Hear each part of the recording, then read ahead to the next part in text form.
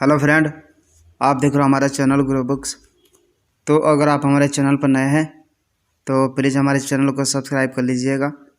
तो चलिए आज हम फिर से एक नई बुक लाए हैं, जिस बुक का नाम है एवरीबॉडी राइट्स। इसका मतलब लाजवाब कंटेंट लिखने के लिए आपका गाइड। इनका लेखक का नाम है आन हैंडली। तो चलिए बुक को आपको दो लफ्ज़ों में बताते हैं। एवरीबॉडी राइट्स में हम देखेंगे कि किस तरह से आप साफ भाषा का इस्तेमाल करके लिख सकते हैं। यह किताब बताती है कि आज के वक्त में किस तरह से बहुत सी कंपनियां अपने ग्राहकों से अच्छे से बात नहीं कर पा रही है और किन तरीक़ों का इस्तेमाल करके कोई भी बेहतर तरीके से लिखकर अपने ग्राहकों को आकर्षित कर सकता है। यह बुक किसके लिए है? वे जो एक लेखक बनना चाहते हैं, वे जो अपने ग्राहकों से आसान भाषा में बात करना सीखना चाहते हैं, वे जो किसी वेबसाइट का कंटेंट लिखने की कोशिश कर रहे हैं। अध्याय नंबर 1, यह किताब आपको क्यों पढ़नी चाहिए। आज के वक्त में स्कूल में सिखाए गए लिखने के तरीके असल ज़िंदगी में बिल्कुल भी काम नहीं आते। बहुत से लोग कुछ इस तरह से लिखते हैं जिससे उनके रीडर्स ऊब जाते हैं या आर्टिकल को पूरा पढ़ते ही नहीं हैं। इस तरह से लिखना आपके ग्राहकों को आपसे दूर कर रहा है और आपके बिजनेस को नीचे लेकर जा रहा है। आप चाहे अपना रिज्यूम लिख रहे हो या फिर अपनी गर्लफ्रेंड को ईमेल, आपको कुछ इस तरह से लिखना आना चाहिए जिसे पढ़ने वाला एक बार जब पढ़ना शुरू करे तो वो पढ़ता ही जाए और अंत में वो उस बात को समझ में आ जाए जो आप उसे समझाने की कोशिश कर रहे थे। यह किताब हमें बताती है आप किस तरह से ऐसा कर सकते हैं। इस बुक को पढ़कर आप सीखेंगे लिखने वक्त पढ़ने वाले को दिमाग में रखना क्यों ज़रूरी है, किस तरह से आप फेसबुक की मदद से अपने ग्राहकों को बढ़ा सकते हैं, आपको अपनी वेबसाइट के कंटेंट को किस तरह से लिखना सीखना होगा। अध्याय नंबर 2, हर कोई अच्छे से लिखना सीख सकता है अगर वो कुछ नियमों को माने तो।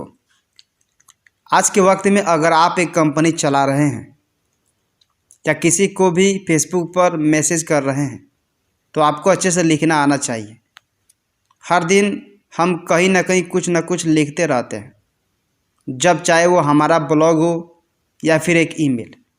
इसे हम अपने ग्राहकों को अपनी तरफ आकर्षित करते हैं या फिर अपने एम्प्लॉयर को यह यकीन दिला पाते हैं कि हम क्या उनके लिए काम सही है। एग्जाम्पल के लिए, अगर आप एक कंपनी चला रहे हैं तो उसके होम पेज पर साफ साफ यह लिखिए कि आपकी कंपनी किस तरह से ग्राहकों की मदद कर सकती है। बहुत सी कंपनियां यहाँ पर ऐसे शब्दों का इस्तेमाल करती है जिसे ग्राहक अच्छे से समझ नहीं पाते और वो चला जाते हैं।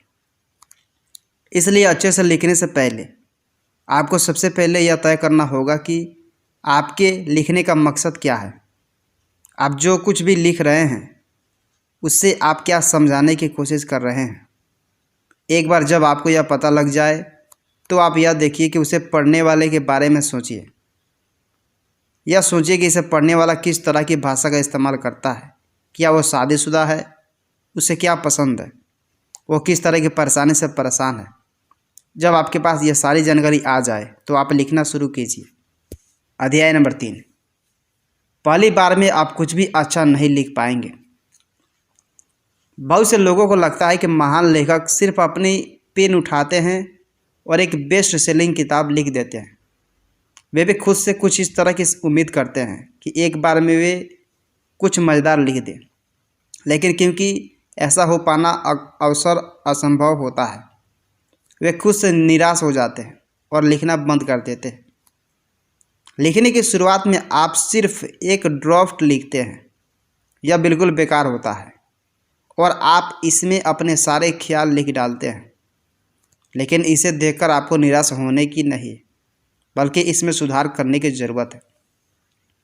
एग्जाम्पल के लिए, अगर आप लिख रहे हैं और बीच में आप किसी चीज़ को समझाने के लिए एक एग्जाम्पल देना चाहते हैं, लेकिन आपको यह नहीं समझ में आ रहा है कि कौन सा एग्जाम्पल दे, तो वहाँ पर आप कुछ इस तरह से लिख दीजिए, एक एग्जाम्पल दो।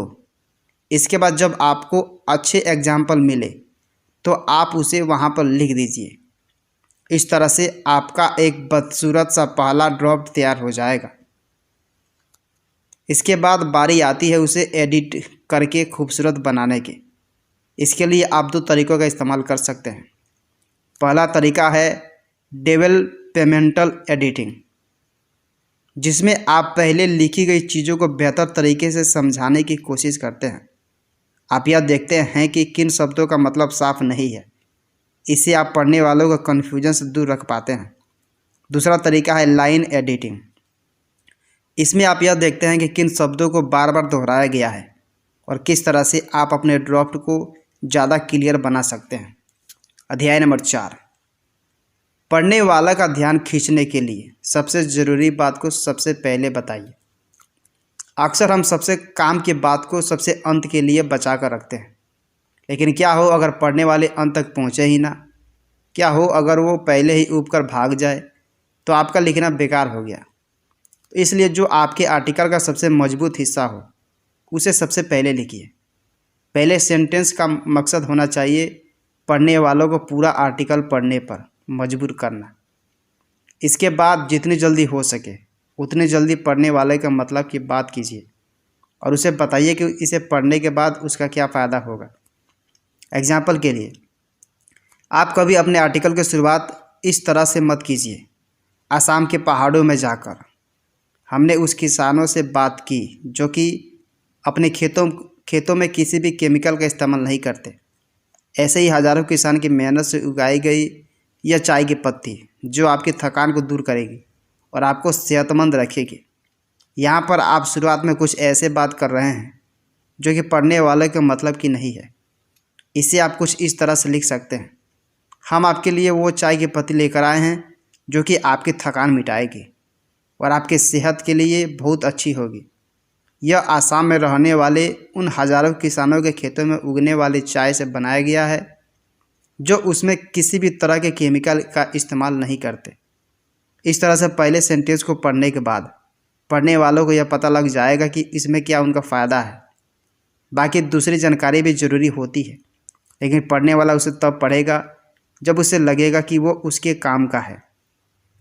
अगर आप पहले ही 4 पेज कुछ ऐसा लिख दे जो सिर्फ जानकारी है और उसे पढ़ने वाले को समझ में नहीं आ रहा है कि उससे उसका क्या फ़ायदा होगा, तो संभावना है कि वो उसे अंत तक नहीं पढ़ेगा। अध्याय नंबर 5, अपने फेसबुक पेज को कामयाब बनाने के लिए अपने ग्राहकों को दिमाग में रखकर पोस्ट कीजिए। ज़्यादातर लोग तब पोस्ट करते हैं जब उन्हें अच्छा लगता है, लेकिन यह गलत है। आपको तब पोस्ट करना चाहिए जब आपको लगे ऑनलाइन हो। इस तरह से वे उसे देख पाएंगे जो आप उन्हें दिखाना चाहते हैं, वरना समय के साथ आपका पोस्ट कहीं खो जाएगा और लोग उसे नहीं देख पाएंगे। अपने ऑडियंस के साथ जुड़ने के लिए आपको उनके इंटरेस्ट को दिमाग में रखकर पोस्ट करना चाहिए। आपको फेसबुक से बहुत सी जानकारी मिलती रहती है, जैसे कि जेंडर, इनकम, धर्म, रहने की जगह, और साथ ही आपको यह भी पता लग जाता है कि वे किस तरह की चीज़ से ज़्यादा आकर्षित होते हैं। इस तरह से आप वो जानकारी उन्हें दे सकते हैं जो उनकी उम्र, जेंडर या इनकम वाले लोगों को पसंद आए। एग्जाम्पल के लिए, प्रेप ऑब्सेस्ड ने फेसबुक का इस्तेमाल करना 2013 में शुरू किया था। सिर्फ 9 महीने में उनके 55,000 फैन हो गए और उन्होंने एक व्यक्ति को अपने से जोड़ने के लिए सिर्फ 7 रुपये खर्च किए थे। इस तरह से उनके बारे में बहुत से लोगों को पता लगा और उनके ग्राहक बढ़ गए। साथ ही वे एक समय पर अपना कंटेंट अपलोड करते हैं। वे हर फ्राइडे को पोस्ट करते हैं क्योंकि उसके अगले दिन सबकी वीकेंड शुरू होने वाला होता है। वे शाम को खाली होते हैं। इस तरह से वे उनका कंटेंट अच्छे से देख भी पाते हैं और उनके साथ जुड़ भी रह पाते हैं। इसके अलावा वे अपने ग्राहकों से बात करने के लिए एक ख़ास तरह की भाषा का इस्तेमाल करते हैं जिससे कि उनके ग्राहकों को अच्छा लगता है और वे उसे एक अच्छे ब्रांड की तरह देखते हैं। अध्याय नंबर 6, अपनी कंपनी के अबाउट अस पेज को अपने ग्राहकों को दिमाग में रखकर लिखिए। अक्सर लोग अबाउट अस के पेज पर अपनी कंपनी के बारे में वो बातें बताते हैं जिसे जानकर ग्राहक कुछ नहीं करने वाला। यहाँ पर वे खुद के बारे में सारी बातें बताने लगते हैं जिससे कि ग्राहक उब जाता है। बल्कि यहाँ पर आपको वो बताना चाहिए जिससे आपका ग्राहक आपको अच्छे से जानकर आपसे जुड़ सके।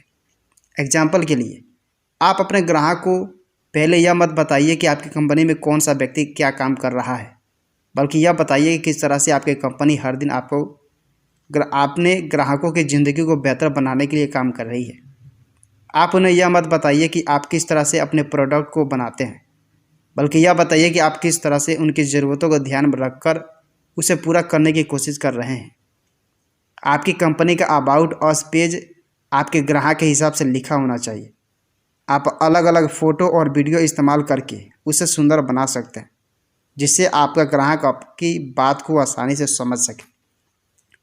कुल मिलाकर अच्छे से लिखना कोई भी सीख सकता है। इसके लिए सबसे पहले आपको यह जानना होगा कि आप किसके लिए लिख रहे हैं और वे लोग किस तरह से सोचते हैं, बात करते हैं या किसी चीज़ को पसंद करते हैं। इसके बाद यह देखिए कि आप क्या समझाने की कोशिश कर रहे हैं। इसके बाद सबसे ज़रूरी बातों को सबसे पहले लिखकर अपने ग्राहकों को आकर्षित कीजिए। यह करना बिल्कुल आसान है और इसे कोई भी कर सकता है। अपने लिखने की शुरुआत आज से कीजिए। अपने लिखने के प्रैक्टिस को कल के लिए मत छोड़िए। जब भी आप फेसबुक पर या ट्विटर पर कोई पोस्ट कर रहे हैं या फिर किसी ग्राहक को एक ईमेल सेंड कर रहे हैं तो आप अपने लिखने के तरीक़ों को बेहतर बनाने की कोशिश कीजिए। अपने स्कूल के दिखने के तरीक़ों को भूल जाइए। स्कूल में हमें 5 पैराग्राफ में एक ऐसे लिखने के लिए कहा जाता है। साथ ही मुश्किल शब्द इस्तेमाल करने के लिए हमें ज़्यादा नंबर भी मिलते हैं। लेकिन इस तरह से लिखना सिर्फ लिखने में ही नहीं बल्कि पढ़ने में भी बहुत मुश्किल होता है। आप हमेशा साफ साफ और आसान शब्दों में लिखने की कोशिश कीजिए।